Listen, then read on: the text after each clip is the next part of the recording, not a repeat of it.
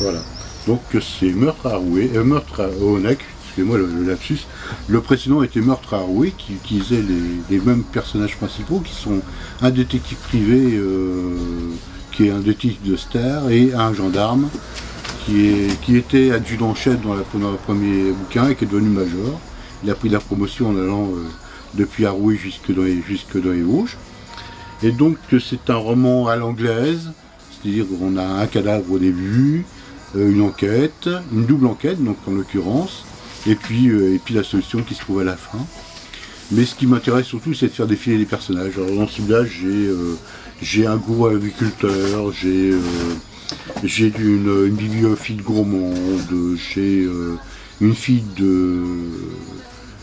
fille d'un industriel qui est un peu arrangée, j'ai une pauvre fille du centre de la France qui est pas aidée, j'ai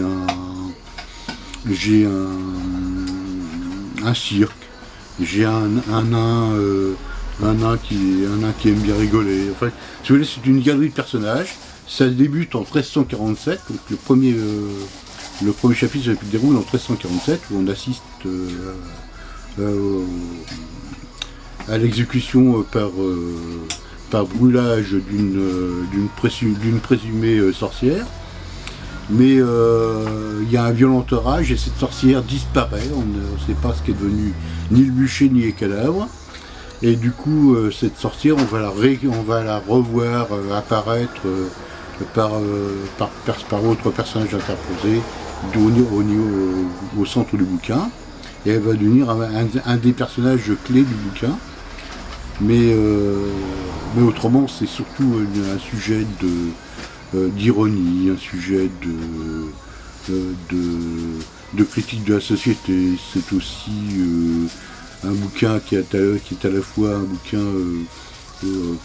qui pourrait avoir des prétentions politiques, et puis un bouquin aussi qui pourrait avoir des prétentions humoristiques. Voilà, donc en gros c'est ça. C'est ça mon univers, c'est d'essayer de mêler le quotidien, l'onirique et puis l'humour.